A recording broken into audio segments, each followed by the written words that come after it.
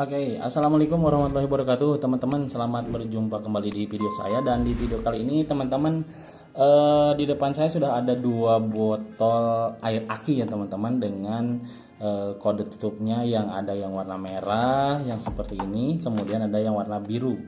Nah, teman-teman, jadi untuk video kali ini saya ingin coba jelasin apa sih perbedaannya dari air aki yang berkode tutup biru ataupun dengan kode baik itu tutupnya ataupun wadahnya, biasanya botolnya biru, ataupun dengan air aki yang kemasannya merah ataupun tutupnya berkode merah. Dan biasanya selain kode merah ini, teman-teman, atau kode biru ini, selain ditutup atau kemasan, dia di bagian labelnya pun dia biru dan merah, dominannya seperti itulah, teman-teman. Nah, sebelumnya kan di video yang ini nih, teman-teman, di sebelumnya saya sudah melakukan penggantian air aki ya, teman-teman, di mobil saya. Jadi di video kali ini ingin coba saya kemukakan kembali, karena kemarin itu ada yang nanya, emang sempat nanya ke saya gitu kan, DM langsung.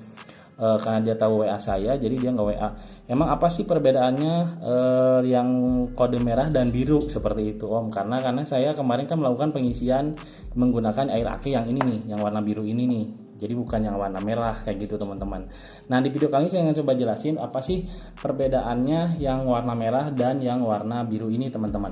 Nah, sebelumnya kalau misalkan teman-teman belum like dan subscribe, silahkan di like dulu, di komen dulu, ataupun di subscribe dulu lah, teman-teman, buat mendukung channel YouTube saya biar terus berkembang ya, teman-teman.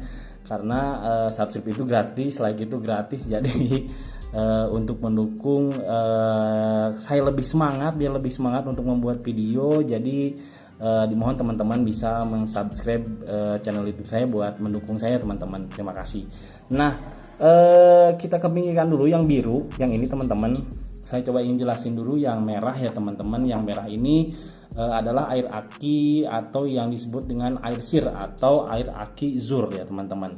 Nah, di sini air aki ini yang saya ketahui adalah kandungan air aki yang sudah dihilangkan kandungan mineralnya, seperti itu. Kalau misalkan pernyataan saya salah, silahkan dibenarkan aja, teman-teman, di kolom komentar, dibenerin untuk penjelasan saya ini, teman-teman. Nah, air aki ini sangat berbahaya, teman-teman. Tentunya tidak boleh kena badan kita, tidak boleh kena baju kita, tidak boleh, apalagi amit-amit tidak boleh terminum ya, teman-teman, terkonsumsi baik oleh kita, oleh anak-anak apalagi, dan itu sangat berbahaya buat kesehatan ya, teman-teman. Nah, air aki zur atau air aki sir ini adalah air aki yang tingkat korosifnya lebih tinggi, teman-teman. Dia kalau kena tangan kita, kulit kita bisa gatal.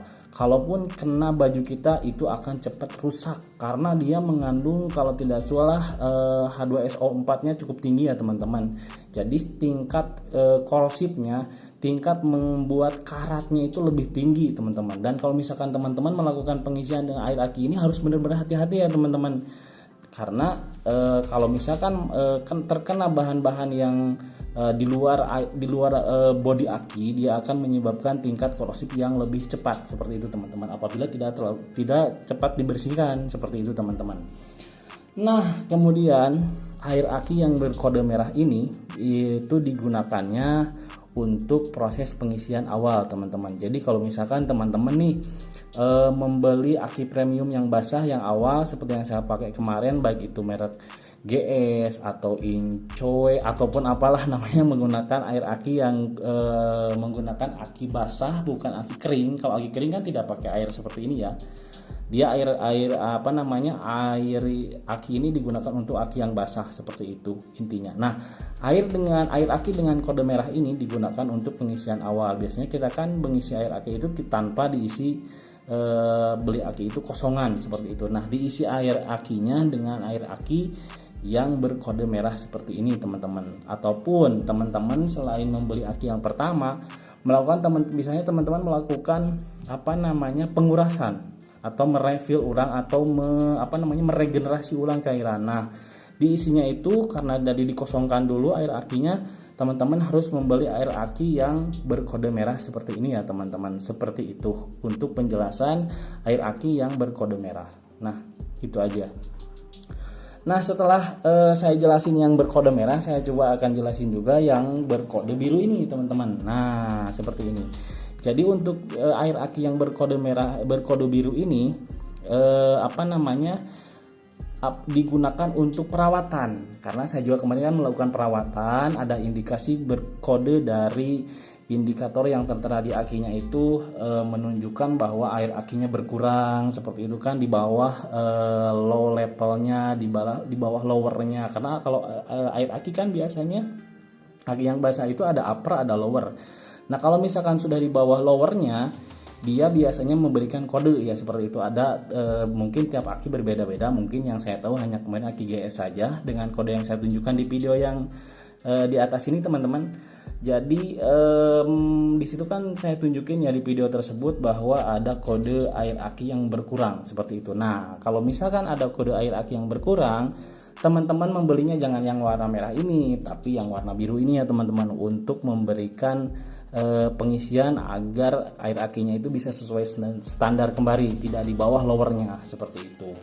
Dan sifatnya untuk air aki ini juga tidak boleh terkena badan kita ya, diusahakan meskipun untuk tingkat korosivitasnya dari air yang merah itu tuh lebih rendah yang ini sih sebenarnya, karena ini hanya bersifat untuk merefill ulang saja. Kalau yang sana kan yang merah benar-benar sangat berbahaya teman-teman, lebih berhati-hati, kandungan zatnya lebih tinggi seperti itu. Kalau air aki ini juga diusahakan tidak boleh terkonsumsi, tidak boleh kena badan kita, tidak boleh kena kena baju kita, tidak boleh seperti itu. Dan usahakan pada saat pengisiannya pun lebih safety, dan kalau misalkan ada ceceran di luar bodi aki harus segera dibersihkan untuk memberikan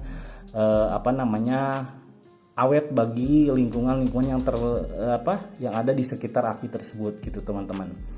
Nah, untuk air aki ini bisa didapatkan di toko-toko atau bengkel-bengkel teman-teman, atau misalkan di toko aki khusus. Biasanya kan sekarang banyak tuh toko aki yang menjual air aki seperti ini ya teman-teman. Nah, itu aja teman-teman. Jadi kegunaannya yang bisa saya jelaskan untuk air aki yang ada dua macam yang bisa saya jelaskan kali ini, teman-teman.